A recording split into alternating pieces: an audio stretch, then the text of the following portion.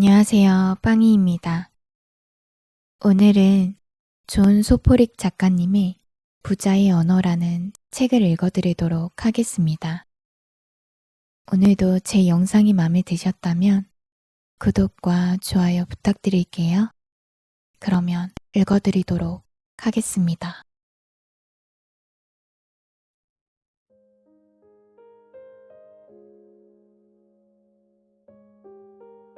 의지. 우리는 매일의 의지를 조금 더 통제할 뿐이지만 의지는 결국 불을 지휘하지. 정원사는 생각했다. 그는 끝나지 않은 사업이라는 이름표가 붙은 서류철을 쳐다보았다. 거기에는 평생 그가 의도한 것들이 종류별로 분류되어 있었다. 생각, 꿈, 목표, 지향점, 배경, 남은 생에 바라는 경험들 등이 적혀 있었다. 수업에 참여한 아이들 모두에게 정원사는 주의를 기울이고 의지를 분명히 하는 것이 절망의 치유제라고 말했다.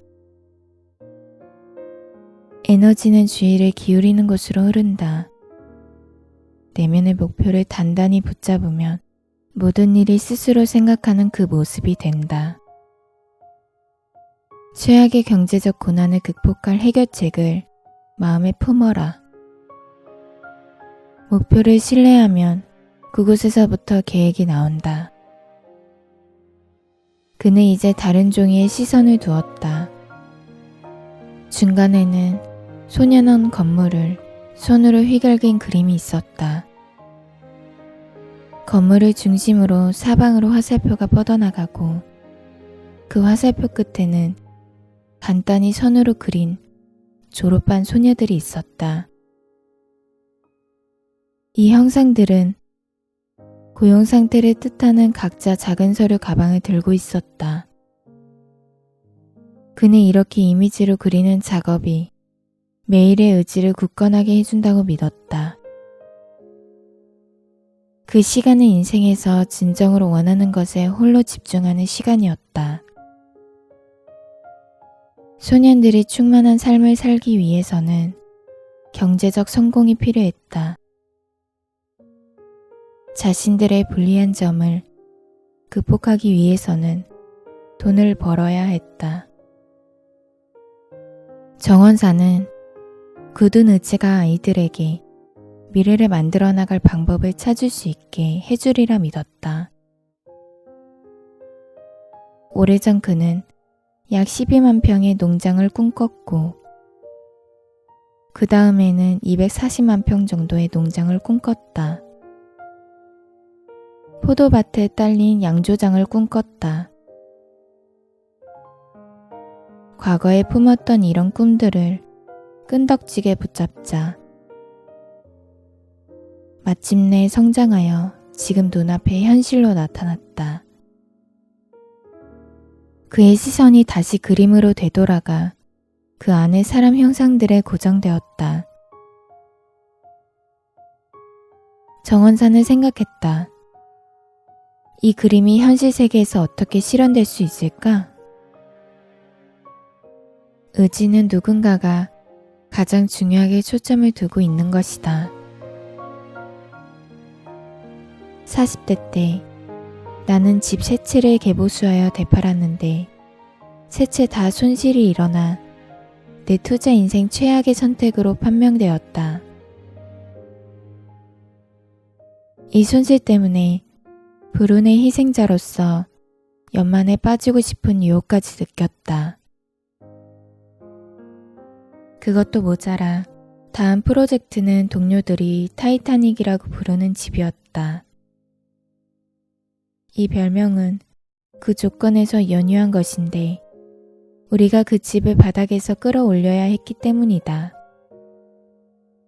그 집은 다른 집들을 수리하는 동안에 얼마 안 되는 돈으로 샀던 건데 이제 마주할 때가 온 것이다. 그 집에 홀로 앉아 있노라니 좌절감이 몰려왔다.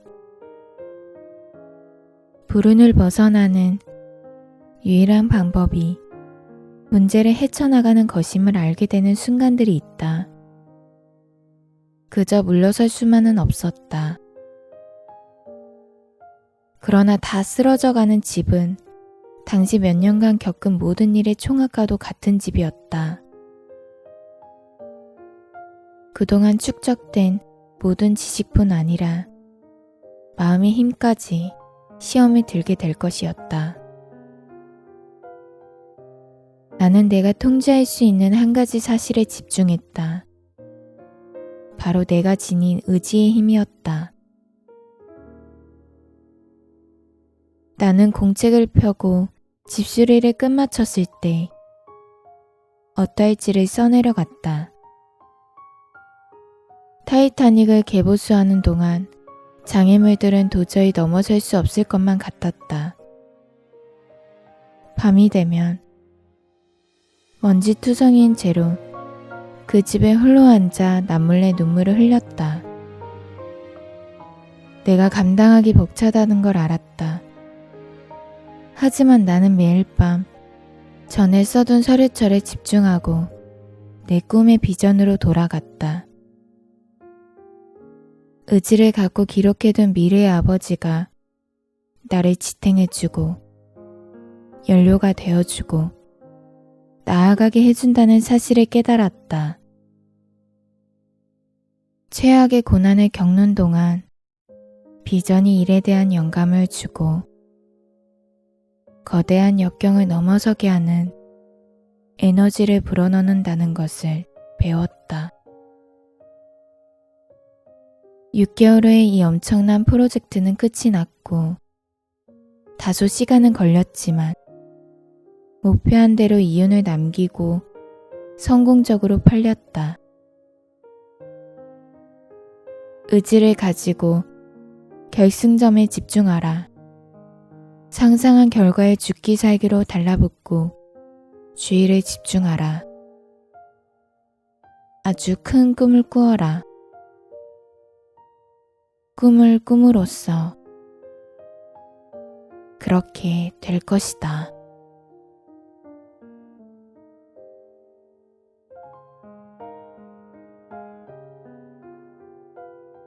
생각 산책.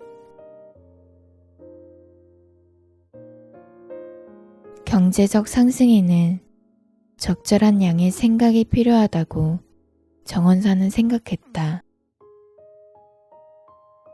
그리고 가장 좋은 생각은 그것을 염두에 두고 걸을 때 떠오른다. 광대한 농지 주변을 빙 두르는 길에 눈이 소복이 쌓여 있었다. 정원사는 고개를 숙이고 뒷짐을 진 채로 천천히 거닐었다. 오랜 산책은 그가 한 가지 주제에 대해 깊이 생각하고 가능한 일들을 탐색하고 문제를 해결할 아이디어와 전략을 찾게 도와주었다. 걸으면서 그는 생각에 집중했다. 내가 지금 죽어가고 있다면 내 시간을 어떻게 써야 할까? 소년은 아이들에게 줄 지침서에 대한 아이디어가 계속 맴도는 것 말고는 아무것도 머릿속에 떠오르지 않았다. 아이들에게는 현재 진행형인 지침이 필요하다.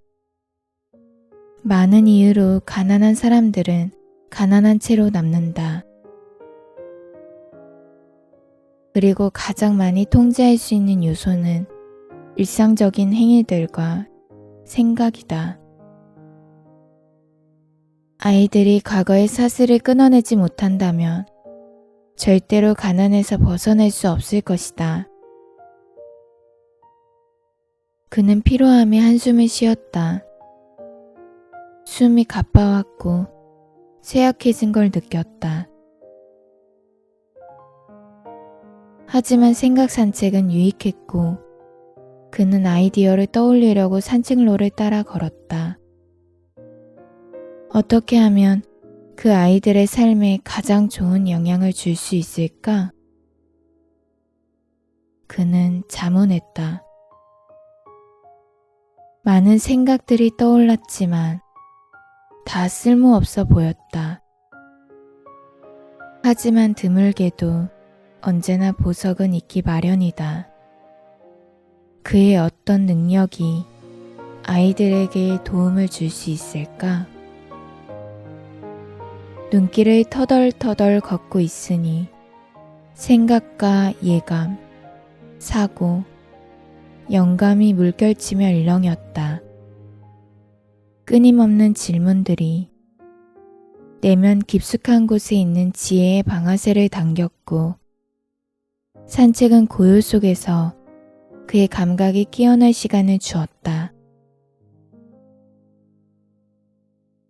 멀리서 누군가가 본다면 척박한 황야에서 터벅터벅 걷고 있는 외로운 형상을 볼 수 있었을 것이다. 그 형상은 이따금 멈춰섰다가 다시 걷기 시작했다. 마침내 집으로 돌아와서 불가에 앉아 그는 산책 중에 얻은 생각들을 복기했다. 충분히 오랫동안 문제에 몰두하면 해결책이 떠올랐다. 생각 산책은 마음을 자극하기 위해 발로 뛰는 행위다. 산책은 우리에게 홀로 있을 시간을 주고 휘몰아치는 일들에서 우리를 떼어놓고 혼돈으로부터 안식처를 제공하며 마음이 높은 경지까지 오를 수 있게 해준다. 역사상 뛰어난 많은 사람들이 생각 산책의 긍정적인 결과를 언급했다. 다리가 움직이는 순간 생각이 흐르기 시작한다 라고 사상가 헨리 소로는 말했다. 진정으로 위대한 생각은 걸으면서 잉태된다. 어떤 생각이 걸으면서 떠오른 게 아니라면 절대 그것을 믿지 마라 라고 프리드리히 니체도 말했다. 걷기는 생각으로 이어지는 최선의 활동 중 하나다. 나는 염좌 때문에 이 사실을 알게 되었다. 1년 동안 달리지 못하게 되어서 걷기 운동으로 바꿨는데 걸으면서 아이디어가 엄청나게 밀려오는 것을 깨달았다. 별로 애쓰지 않아도 해결책과 영감들이 내게 다가왔다. 나는 자연 속에서 내면의 지혜와 접촉하는 것을 느꼈다. 고대 로마 정치인 세네카도 말했다. 야외에서 걸어야 한다. 그래야 공기를 쐬고 깊이 숨을 들이쉬면서 마음이 풍성해지고 새로워진다. 걷기가 생각에 필수적인 것은 아닐 수 있지만 걷기는 우리 삶을 생각하고 평가하고 전략화하는 시간을 준다. 나는 홀로 생각 속으로 걸어 들어간다. 그리고 그 어떤 짐스러운 생각에서도 빠져나올 수 있다는 걸 안다. 그저 계속 걷는다면 모든 것이 제대로 될 것이다 라고 키르케고르는 말했다. 육체적 활동은 정신적 활동에 영향을 주며 몸을 움직일 때 영혼도 깨어난다.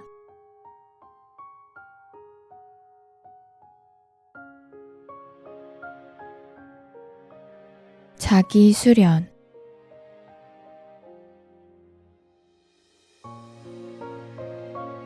부에는 희생이 따르지. 정원사는 생각했다.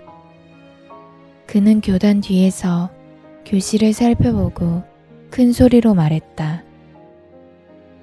좋아, 모두 나에게 집중해 줄래? 올해 우리는 많은 것들을 얘기했단다. 주로 경제적 성공이 주제였지. 어떻게 돈을 벌지, 어떻게 경제적 안정을 이룰지, 따라서 너희가 통제할 수 없는 힘에 기대서는 안 될 거라는 이야기를 했었지. 오늘의 일자리 경쟁이 치열한 세상에서 성공하기 위해 너희가 가진 주요 장점에 관해 이야기를 해보려 한다. 그가 칠판에 무언가 쓰자 교실은 조용해졌다. 성공하는 데는 힘이 든다. 그 역경은 너희의 강점이 될 것이다. 너희는 올해 출소하게 될 거다. 이 담장 밖에서 너희가 성공을 얻어내려면 희생을 대가로 지불해야 한단다. 성공은 어렵고 대부분의 사람들은 그 고생을 견뎌내지 못해 너희는 세상으로 나가 치열한 경쟁을 하게 될 거다.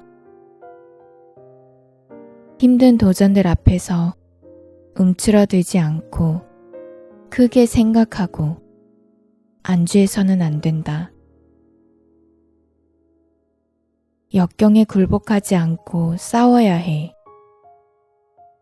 절대 자기 연민에 빠지거나 변명하지 마라. 보상을 받기 위해서는 험난한 길을 추구해야 하고 그로 인해 더 행복해질 수 있을 거야. 평범한 삶은 가장 힘든 삶이고 너희들을 위한 게 아니야. 지민은 미래의 고난에 대한 이 대담한 수업을 아이들이 무서워하리라고 생각하며 교실 안을 둘러보았다. 정원사가 말을 이었다. 너희의 목표는 다른 사람들을 이겨내지 못할 시험을 통해 달성될 거야. 닥쳐온 고난을 기쁘게 받아들여야 한다. 그건 바로 너희가 이길 수 있다는 의미란다. 정원사는 칠판으로 걸어가 쓰여있던 글을 지운 뒤 빈 종이를 붙이고는 다음과 같이 썼다. 행복은 방향. 삶의 방향은 수련에서 온다. 1. 저항이 있는 것을 하라. 모든 성장에는 저항이 요구된다. 2. 고난을 뚫고 나아가라. 영광은 편안함 너머에 있다. 3. 실패에 뛰어들어라. 현재 능력에 도전하라. 4. 고통을 받아들여라. 고통은 약점을 제거해주는 동업자다. 5. 더 큰 목표를 세워라. 크게 생각하며 긴장을 유지하라. 교실 안은 쥐죽은 듯 고요해졌다.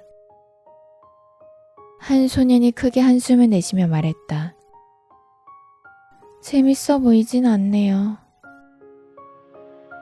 다른 아이들이 웃음을 터뜨렸다. 정원사가 동의했다. 재미있을 필요는 없단다. 하지만 이게 더 나은 방향이고 행복한 삶으로 이끌어 줄 거야. 나를 믿어라.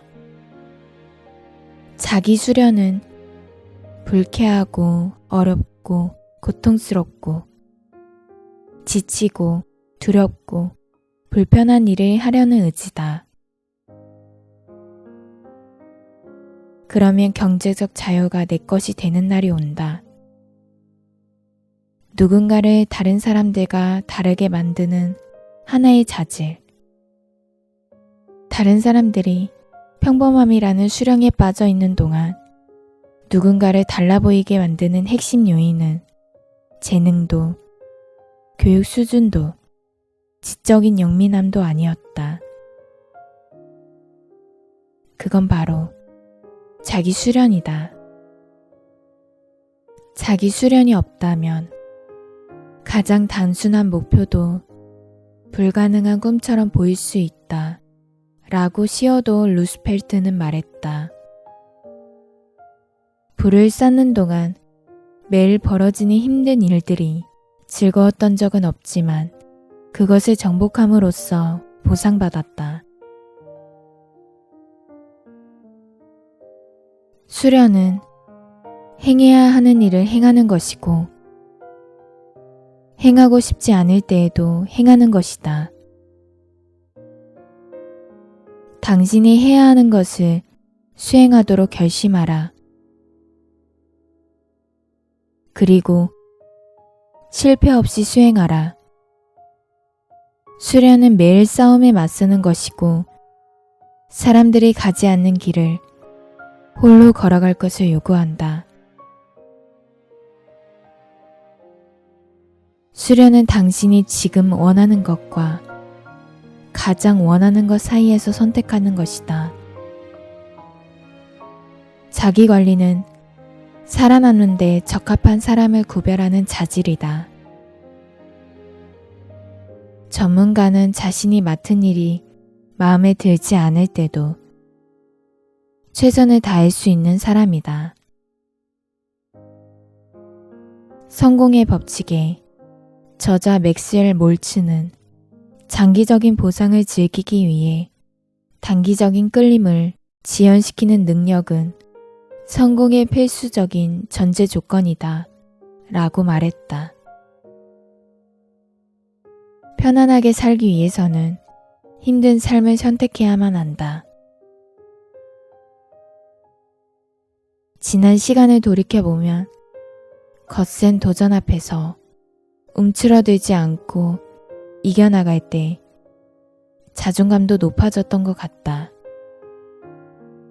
지금도 가장 자랑스러운 기억은 끊임없는 자기 수련의 과정을 거치면서 최악의 시기를 슬기롭게 헤쳐나갔던 일들이다. 스스로를 관리하는 사람은 외적인 고통에 쉽게 쓰러지지 않는다.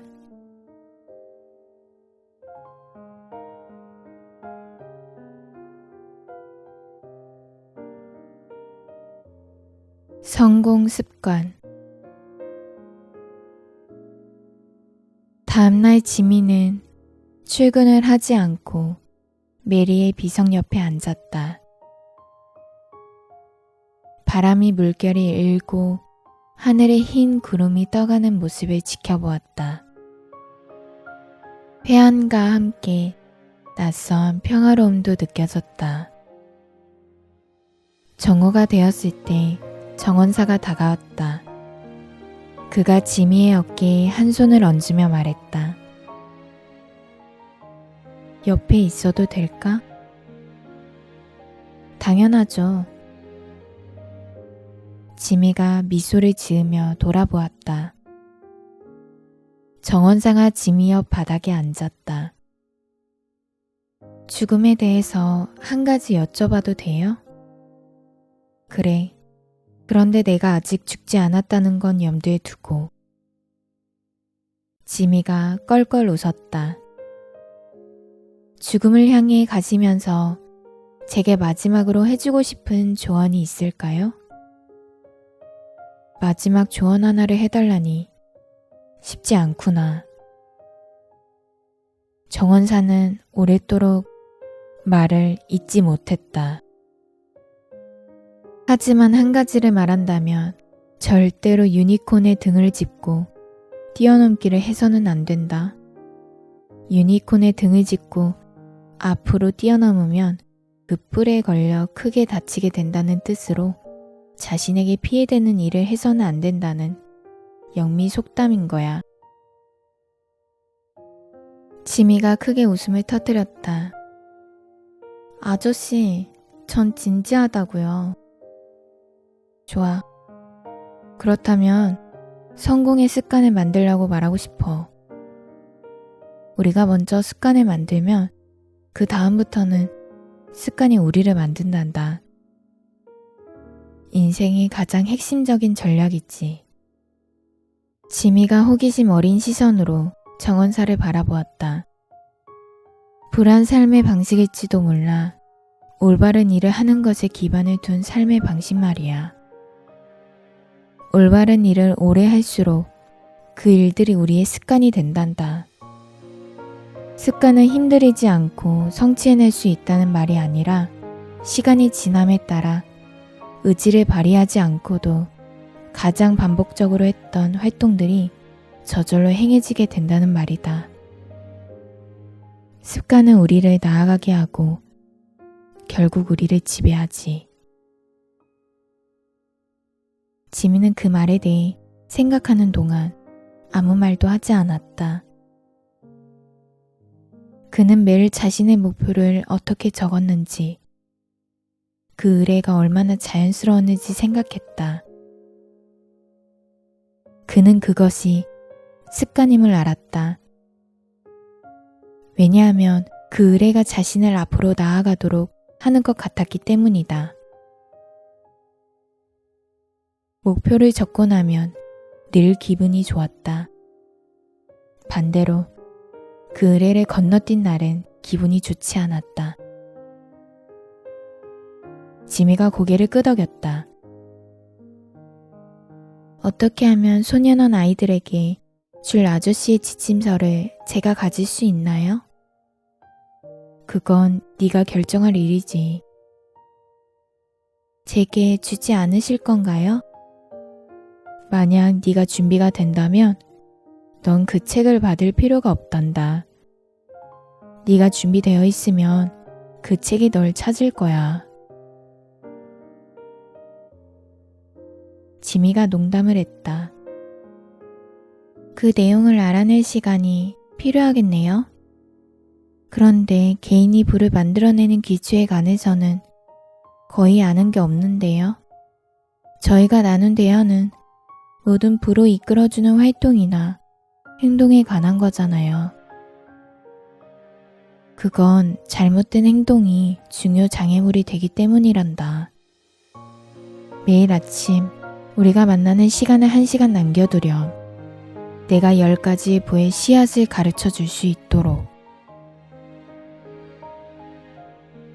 습관은 의지를 발휘하지 않고도 될 때까지 따르는 행동 패턴을 말한다.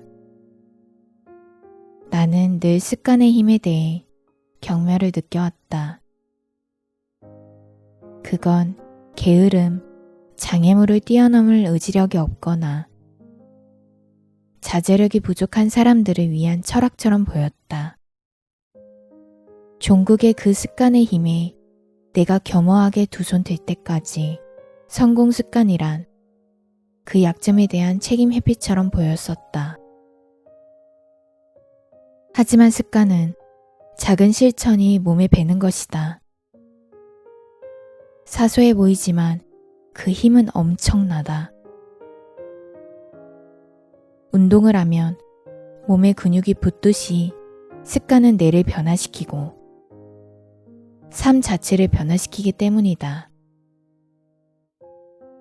독서가 습관인 사람은 아무리 어려운 책도 술술 읽는다. 그렇게 습득한 지식은 평생 그에게 좋은 영향을 미친다.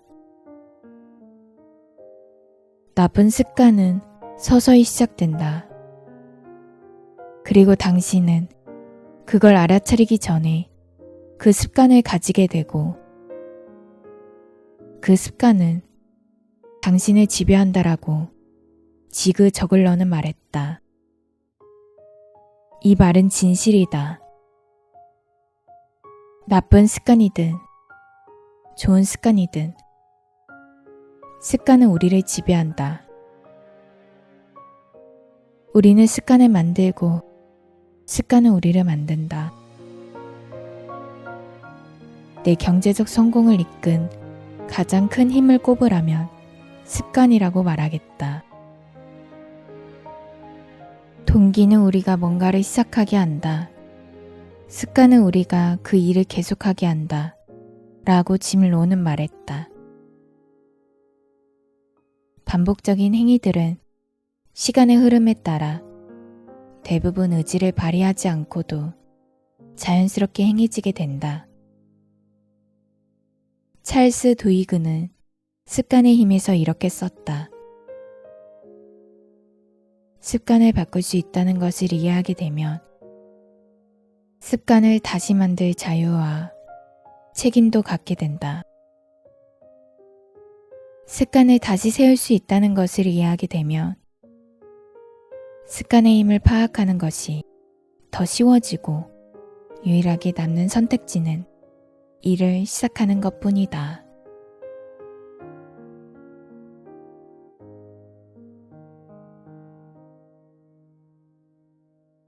15가지 부의 덕목.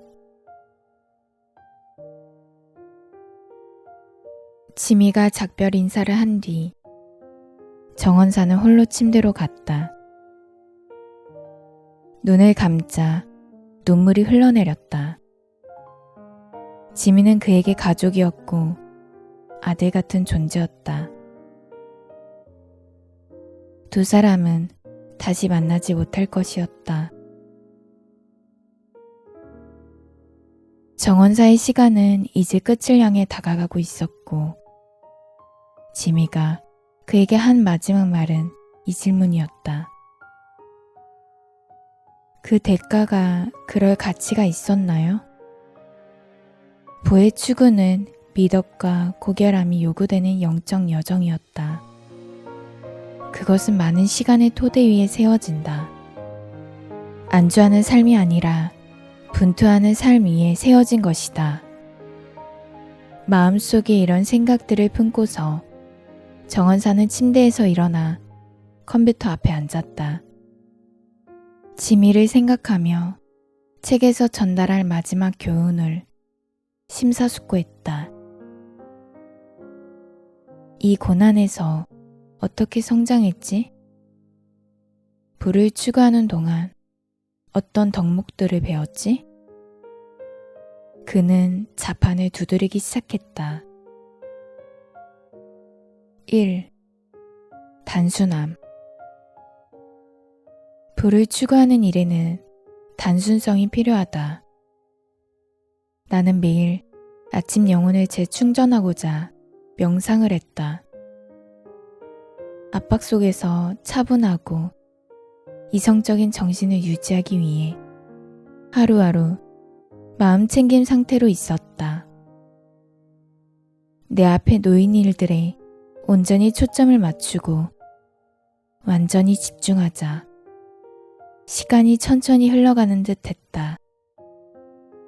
경제적 자유를 추구한 덕분에 나는 단순함의 미덕을 배웠다.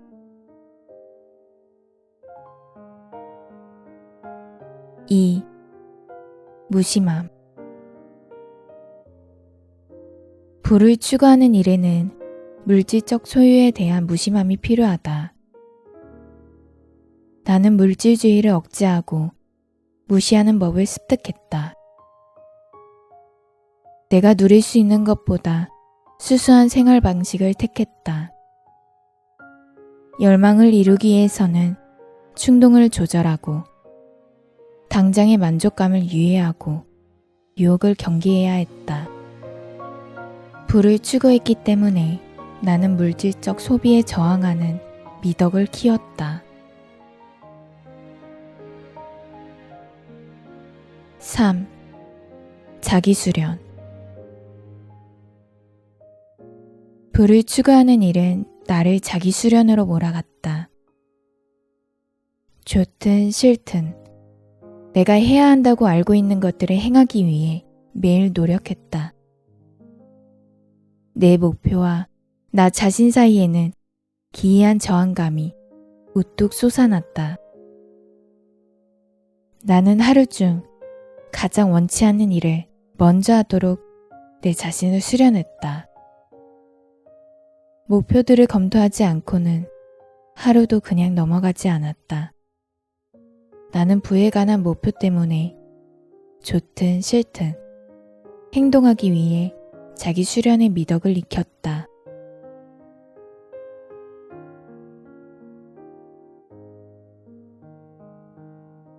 4. 온전한 시간. 부를 추구하기 위해서는 시간을 완전히 써야 한다. 여유 시간에 나는 공부하고 기술을 연마하고 지혜를 구했다. 시간을 죽이는 일을 하지 않으려 노력했다. 목적과 의미를 위해 쾌락과 즐거움을 억제했다. 부정적인 마음가짐으로 보내는 시간을 없애고 대신 혼자 생각하고 책을 읽고 계획을 세우며 많은 시간을 보냈다. 가능성 있는 일들을 행했고 초각 의무를 했다. 부로 향하는 여정 때문에 나는 사용 가능한 시간의 목적을 가지고 온전히 사용하는 미덕을 배웠다.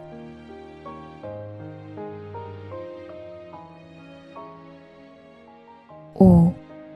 영성. 부를 추구하는 일은 나를 영성으로 이끌었다. 깊이 집중하는 정신 수양 시간은 힘을 불러오고 보이지 않는 힘을 움직이는 것처럼 보였다. 부를 향한 열망으로 나는 기회들을 잡으려고 노력했다.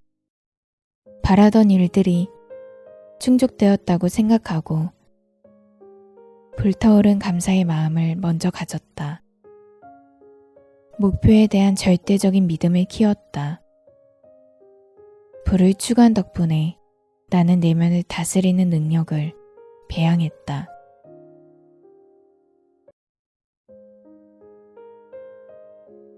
6. 효율성. 부를 추구하는 일에는 효율성이 필요하다. 즉 하루의 시간을 대부분 질적, 양적으로 모두 사용해야 한다. 부를 얻기 위해서는 아주 분명한 목표를 가지고, 즉 순이익을 발생시키도록 해야 한다. 나는 대부분의 소극적인 사치도 모두 줄이고 유흥을 피함으로써 부자가 되었다. 부를 추구한 덕분에 나는 삶의 시간들을 효율적으로 온전히 살아낼 수 있었다.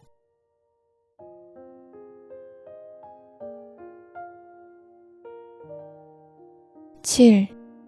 끈기. 부를 추구하는 일은 매일 끈기 있게 해나가도록 나를 몰아세웠다.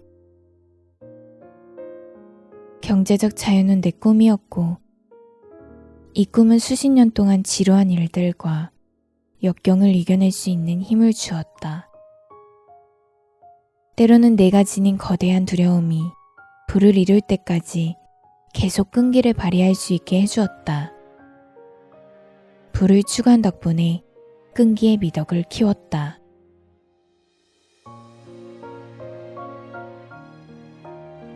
8. 인내. 부를 추구하는 일은 내게 인내의 미덕을 가르쳐 주었다. 인내하지 못하면 좌절하게 된다는 사실을 어렵게 배웠다. 언젠가 나는 고수익이 보장되지만 위험이 큰 투자를 했다가 돈을 다 날린 뒤로 두 번 다시 조바심 때문에 돈을 날리지 않았다. 부를 추구한 덕분에 나는 좋은 것들에는 시간이 걸린다는 것을 깨달았다.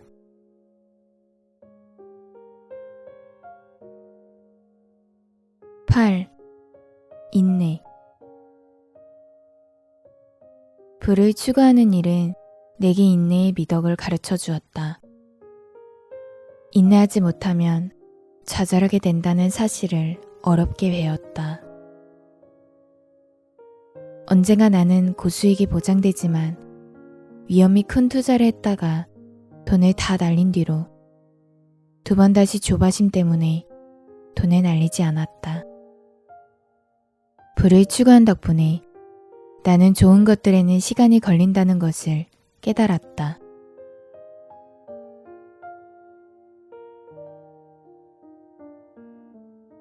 9. 희생. 불을 추구하는 일은 희생을 가르쳐 주었다.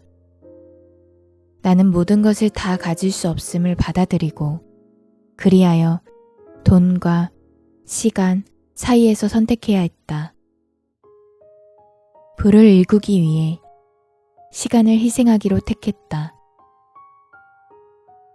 또한 지금 원하는 것과 가장 원하는 것 사이에서 선택하는 법을 배웠다. 불을 얻기 위해서는 욕망을 희생하여 저축해야 한다. 불을 추구한 덕분에 나는 희생의 미덕을 배웠다.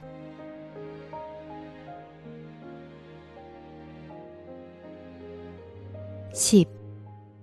극기. 불을 추구하는 일에는 극기가 필요하다.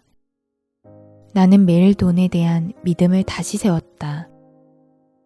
내가 엄청난 불을 이룰 만한 자격이 있다고 스스로 확신했다. 내 발전을 방해하는 것들을 그만두었고 이전에 보지 못했던 기회들을 알아차렸다. 정신을 통제하여 불을 창출하는 행동들을 하게 되었다. 불을 추구한 덕분에 나는 내 성정을 더욱더 튼튼하게 하고 생각을 다스리는 법을 배웠다.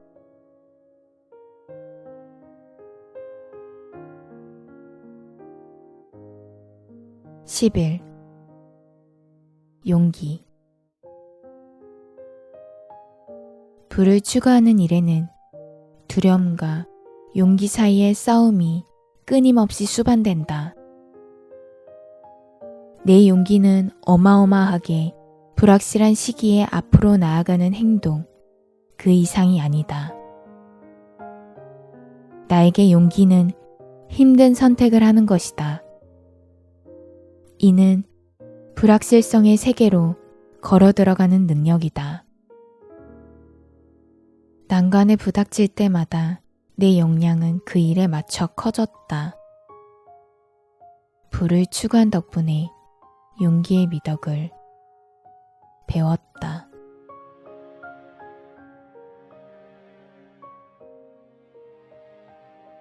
12. 전념. 불을 추구한 덕분에 전념하는 법을 배웠다. 내게 맞는 직업, 그러니까 내 가치관, 성향, 재주, 야망, 내면의 목소리에 적합한 일을 선택했다. 부유한 삶을 살기 위해 이런 개인적 요소들과 조화를 이루는 일에 전념했다. 불을 추구했기 때문에 내가 사랑하는 노동에 전념하는 방법을 배웠고 그 미덕은 초과 수익으로 되돌려 받았다.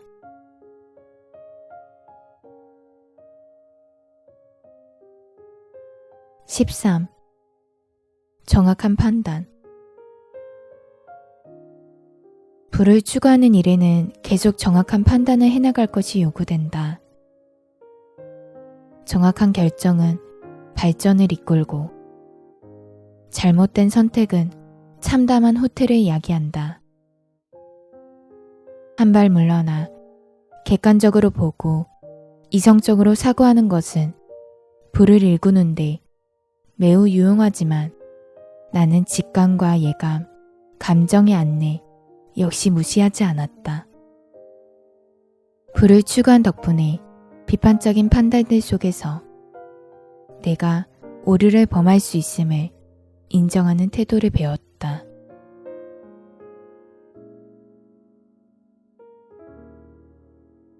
14. 기여. 부와 자유를 추구한 덕분에 나는 공통의 이익에 기여하는 걸 배웠다. 나의 경제활동은 간단한 패턴을 따랐는데 내가 한 일이 얼마나 필요한 일인지, 그것을 어떻게 잘했는지, 나를 대처하는 것이 얼마나 힘들었는지, 얼마나 많은 사람에게 기여했는지에 따라 부가 내 주머니 속으로 들어왔다. 돈은 내 기여의 가치와 규모를 보여주는 실질적인 지표였다. 숭고하게 부를 추구한 덕분에 나는 공익을 위한 귀중한 기여의 미덕도 배웠다.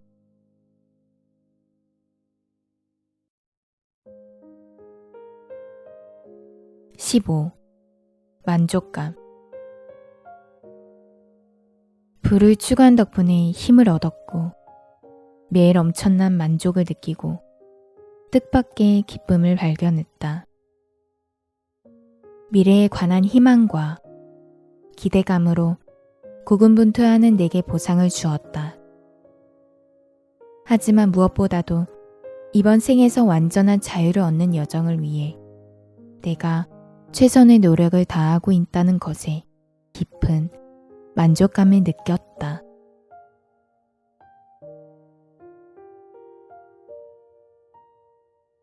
정원사는 컴퓨터 모니터에 쓰인 글을 다시 한번 보고는 수정하지 않기로 했다. 완전히 진이 빠지고 피곤하고 고갈된 스스로 늘 그려보았던 자신의 마지막 모습, 바로 그 상태였다.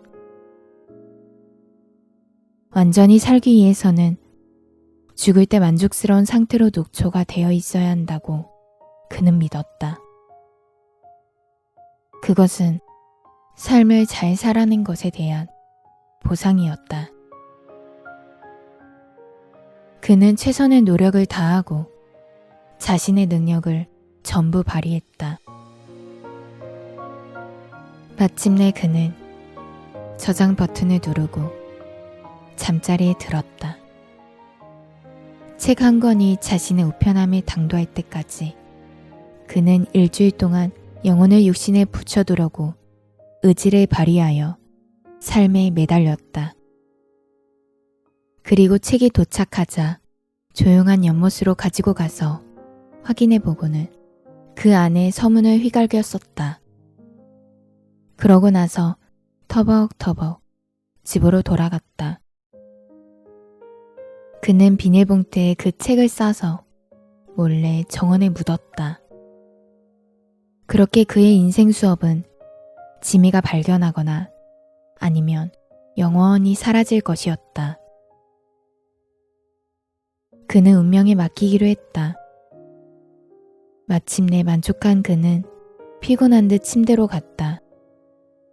마지막 순간 평화롭기 그지없는 잠속으로 그의 의식이 희미해져 가면서 그는 지미가 책을 발견하고 열린 마음으로 읽고 생각하는 것을 머릿속에 그렸다.